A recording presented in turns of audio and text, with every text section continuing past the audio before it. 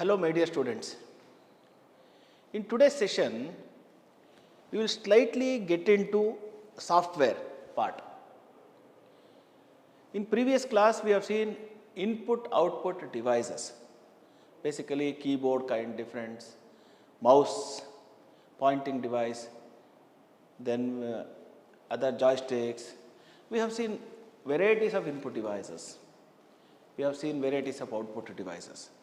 They are only to interface human. Ultimately, what for these computers are there? These computers are there to assist human being.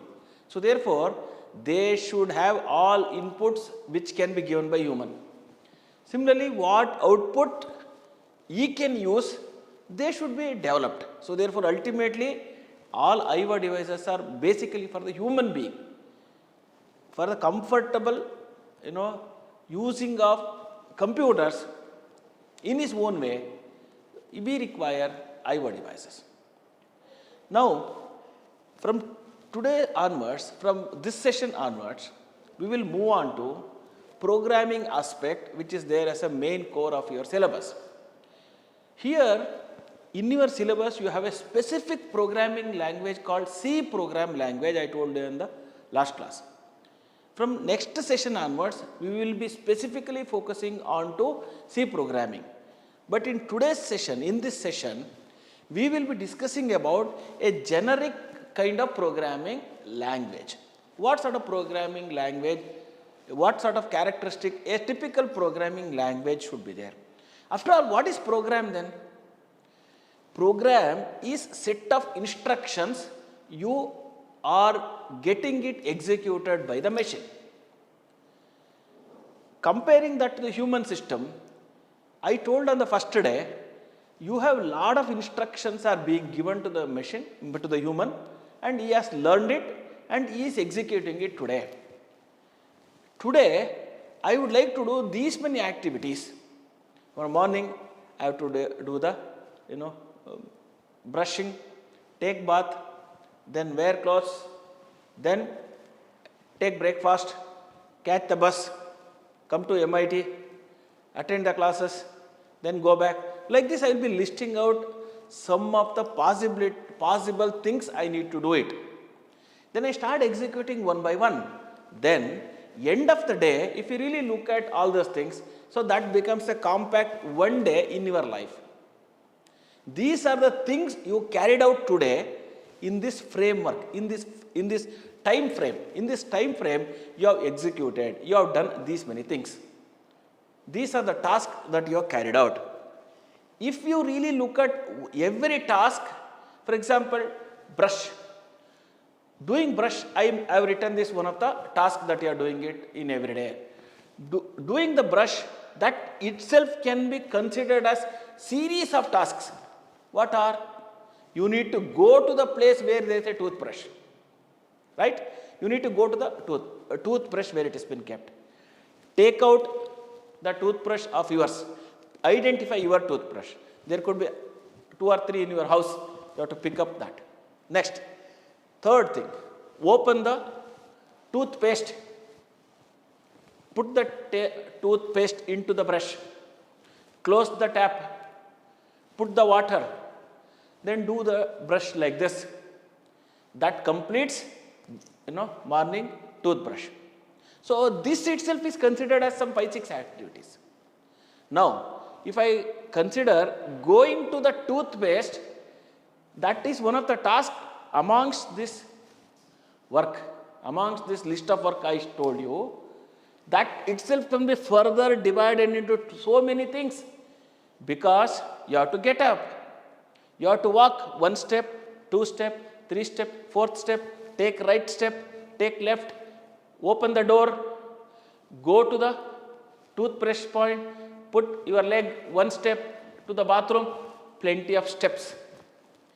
Each one of these steps or tasks that you have considered can be considered as series of instructions in your chemical action in the human body. So therefore, totally what activity you carry out as a human being are all set of instructions. In a very similar way, In a very similar way, when you want machine to do any activity, you are giving set of instructions. These instructions are given by you as how it has been learned, like that it does the task. It will not do by itself. The machine, even though you call artificial intelligence or machine learning, whatever, blah, blah, blah, nothing. Depending on how you inputted it, how you have given the instruction to the machine, based on that it does. It doesn't do by itself. It doesn't do by anticipating certain things and doesn't do by itself. It is all based on the input instructions you are given to that. Now, when you are giving instructions, instructions are to be efficient. It should be proper. So therefore, the time which has been given should be correct and it should work as per my expectations. So therefore, writing programming is an art, making the machine to perform the way in which you wanted. So therefore, the instruction to be given to be perfect. If the wrong instructions are given, then something else will happen. You have been walking in your house, 1 step, 2 step, 3 step, 4th step, and take right step. You have practiced it so much, then only you are able to reach up. If instead of going right, you go to the left, you may end up in meeting the kitchen, not the bathroom. So therefore, instructions are to be given properly. Even to the machine also, the instructions are to be given properly. So therefore, being programmers, you should give instructions properly to the machines. These instructions, when you are giving to the machine, then all these things will be compiled and given as a one unit that is called as a program. It is one program. Now it is one task that you are given to the machine. It will do according to the way in which you want it. So therefore, I give better instruction properly. If I don't, you are a teacher. Basically, you are a teacher to the machine. Every programmer is a teacher to the machine. You should teach the machine properly. Otherwise, you will wrongly learn. As a human being, we wrongly learn if teacher is telling us, instructing us in a different way, in a wrong way. So therefore, if the teachers are good, the students become good. Like that, if the instructions are given to the machine is good by the programmer, then the programming will be good. So that is why you should write perfect programs, correct programs, efficient programs. So therefore, in today's session, we will see in a nutshell, as overall, how to write different good programs. So therefore, when we learn C program in subsequent classes, step by step, so we need to keep all these things in our mind. So first of all, when we write efficient program, we should know what are the different ways of writing the programs. So it is again just like an evolution. So lot of evolutions have come, like we have a monolithic kind of programming. Either you can go for a procedural programming or a kind of structured programming or object-oriented programming. These are the ways of writing the programs. It could be in C program or by using Python program language, or they are all the languages. Whichever the language you choose, the instructions when you are giving it, it should be proper. When you are giving proper instructions, so these are the different kinds by which you can give. One is called as a monolithic program. We have procedure structure. We will see one by one. What exactly these called monolithic programs? Before you give instruction to the machines, you also have some tools which are assisting you to do this. It is as like, for example, before I give this lecture, I read myself. That is not lecture. Lecturer reading at his house is not lecturing. It is a preparation. He prepares so many times and he comes in front of the students and give the instructions. He is making the students to learn. In a very similar way, before you write any of the programs, you can use some of the tools which are available. These tools are only on the paper. It is not on the machine. They are called as the tools, like algorithms you have. You have your flowcharts. You have your pseudocodes. These are some of the tools which are available for you to help you to write a better program. Of course, they are not the programming languages or not the programming skills or whatever it is. It is only a paper tiger. Before I write anything, I write something on the, say for example, today what all I need to do, I will write this on the diary. Writing diary is not executing. It is only, it's a way of knowing that yes, today I have to do some 10 tasks.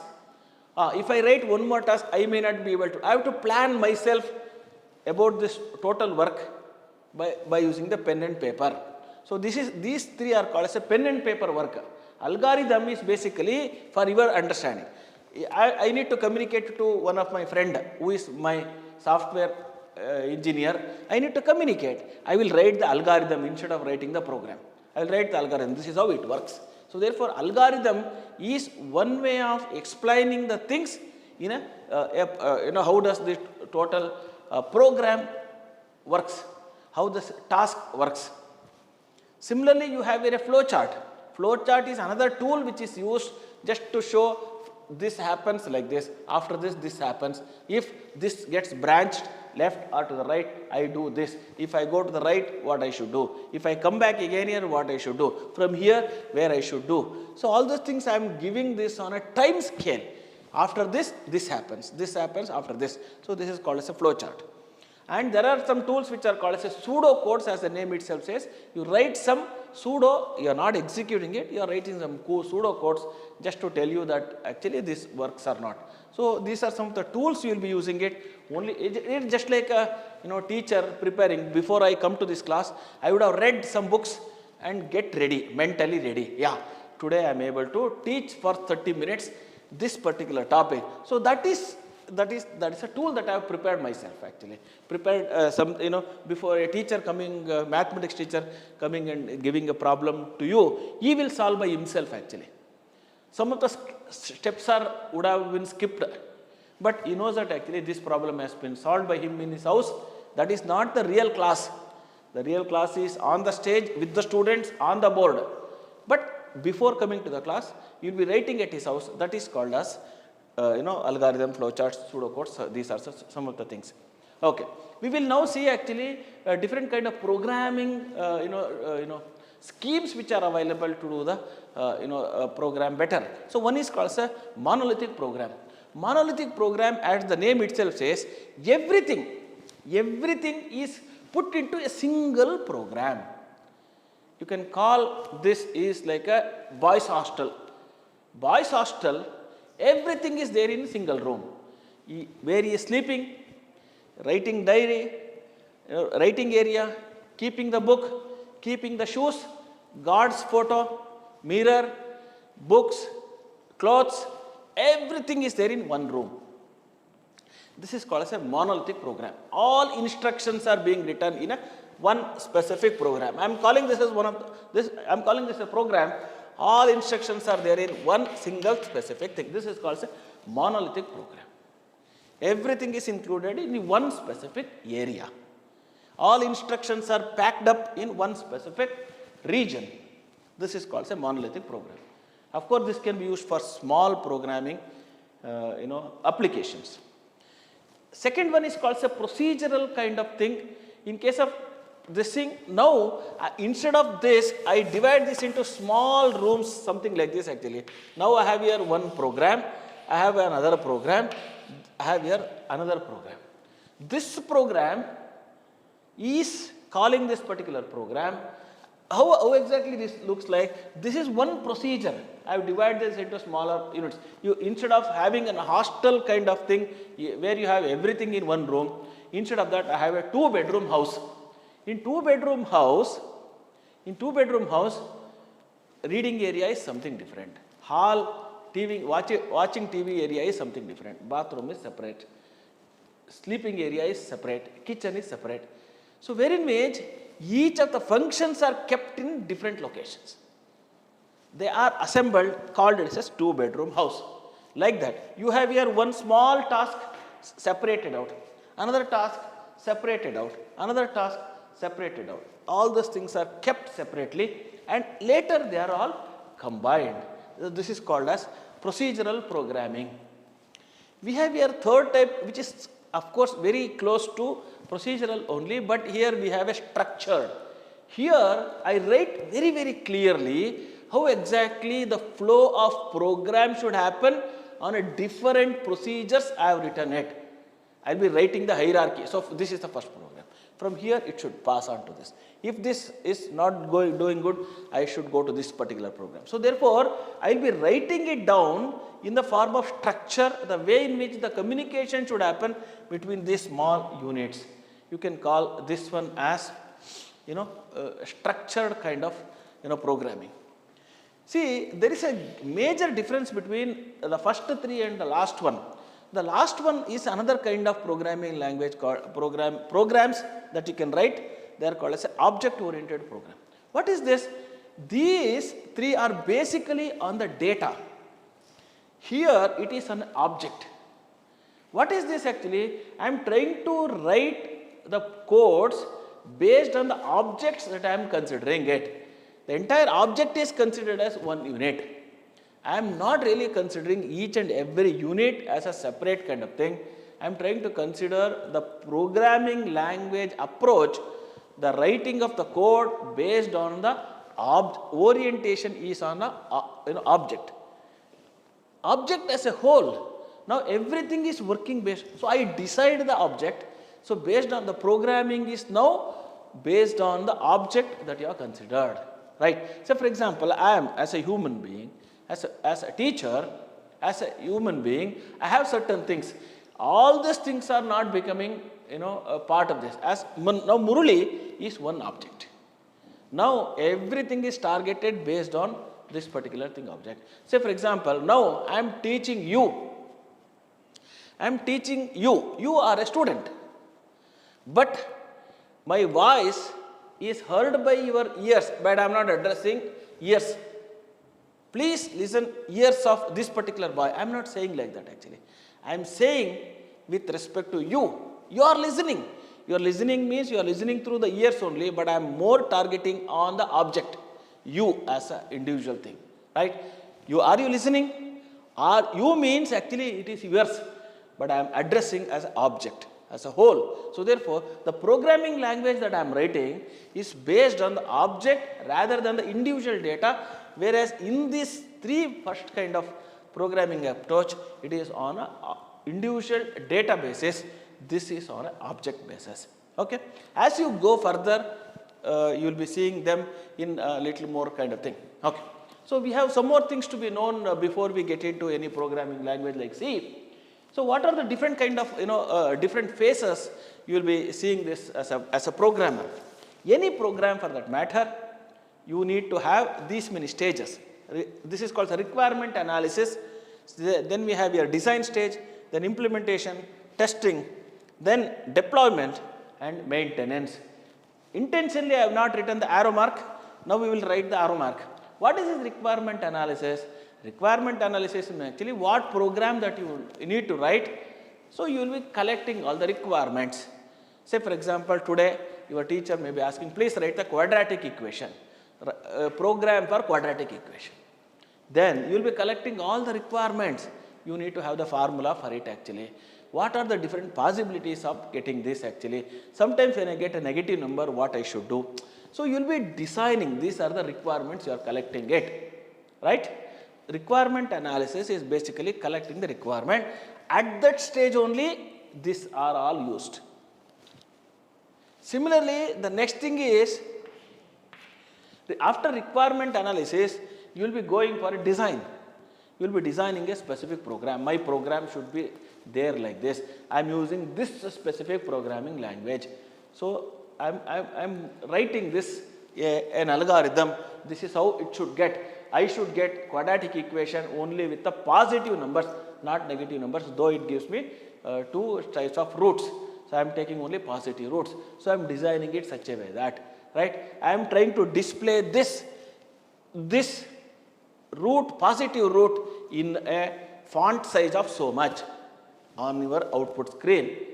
I am designing myself actually how does this whole program should look like. This is called a design. So requirement analysis, you will be doing it. going to the design phase. Then you will be going to the implementation stage. So start implementing this, you will be start writing the code. This is called as an implementation stage. So then you will be testing it. You will be running this program with some test cases. All possible combinations you will be giving this. So A, B, C are the three inputs to be given there actually, right? Ax square plus bx plus c, this is the equation. So you will be giving lot of possibilities of A, B, C. So therefore you will be getting different kinds of roots, right? Minus b plus or minus square root of b square minus 4ac divided by 2a. So that is a formula. So you will be giving different values of A, B, C and check whether they are really, it is really working or not for all cases. All sort of cases, maybe coefficients may be negative number, coefficients may be positive number, all combinations you will be giving it. Constant may be 0, sometimes the constant may be 0, c is equal to 0. How do you, whether my program works or not, you will be testing it, right? And after doing the testing, you will be deploying this, on where exactly the user will be using this.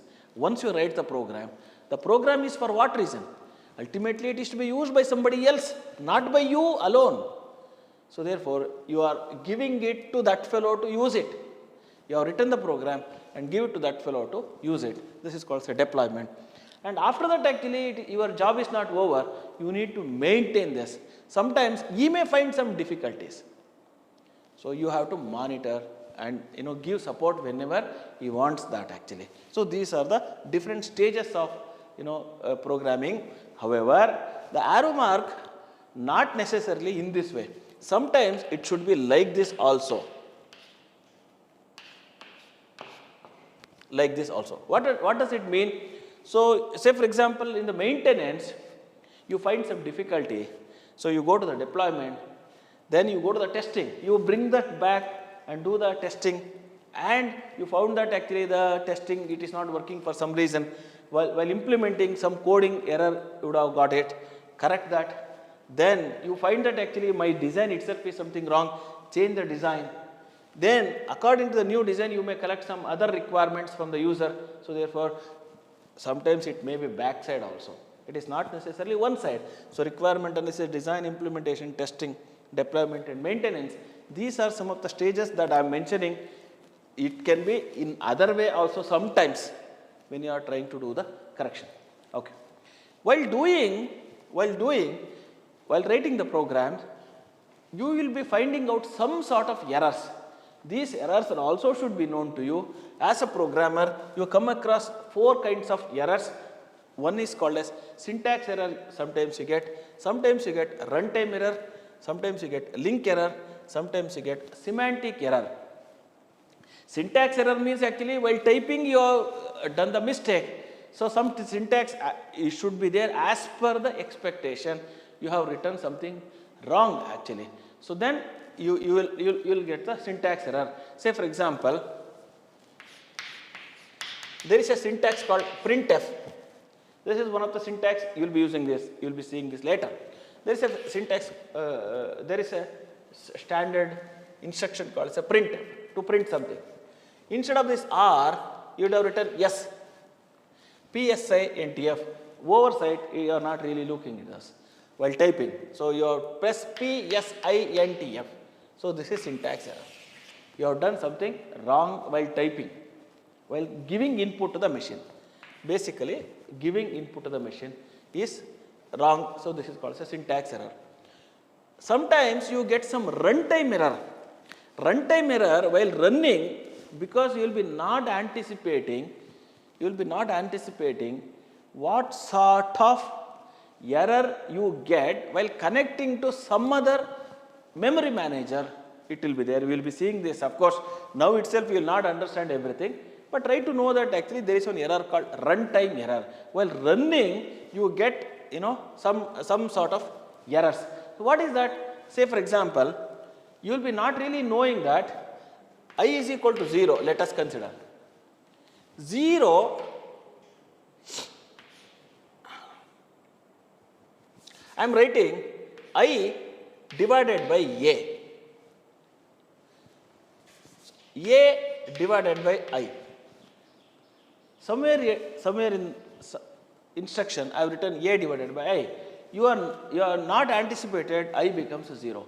When anything is divided by 0, it becomes an infinity. Infinity cannot be represented in computers. It should be finite number. It can be very large, but it should be finite in number. So therefore, A divided by I is syntactically correct, but while running, you find you got an error. So like this. So this is a second type of error. Of course, you will see all these errors when you start writing the programs. The third one is called as link errors. This is, you are writing the program is not just sufficient. You will be connecting with some other aspects of the computer itself actually. When you are connecting it actually, you find some errors. This you will be seeing this, while connecting to some other aspect which is not written by you, some other code, you need to connect it.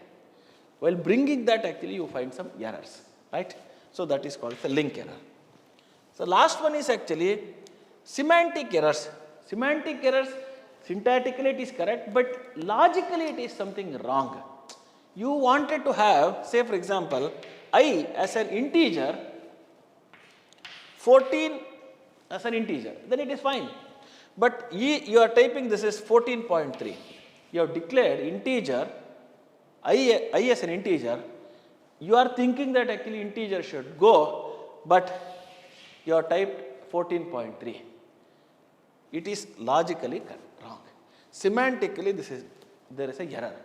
It looks that syntactically it is correct, but logically there is a mistake in this. So sometimes you end up in getting syntax errors, runtime errors, link errors, semantic errors. You need to correct all those things. Unless you correct all this, so your program will not be executed. So in today's class, we have seen 4 aspects. One is different kinds of programming. Schemes are available like monolithic, procedural, structural, and object oriented. You have here different phases of programming: requirement analysis, design phase, implementation stage, testing stage, deployment stage, and maintenance stage. You are running out from one to another one sometime depending on the requirement. And you will be using some paper tigers. They are not implementables. It is only for your understanding. You will be writing some algorithm, flowcharts, pseudocodes. While running some programs, you get some sort of errors. These errors are to be corrected. All errors are to be corrected. Then only it is executed. You have to keep in your mind, there is no error with the program can run. Program should be error free from all the errors which are possible, then only your program will be executed. So therefore, while typing the programs, while running the programs, you should ensure that all those things are eliminated or being removed, then only your program will be working properly. So in the next session, we will see typical program language called as a C. What is compiler? What is that C program, how it has been evolved, what structure of C program, how to write some simple programs. We will see from next session onwards. Thank you.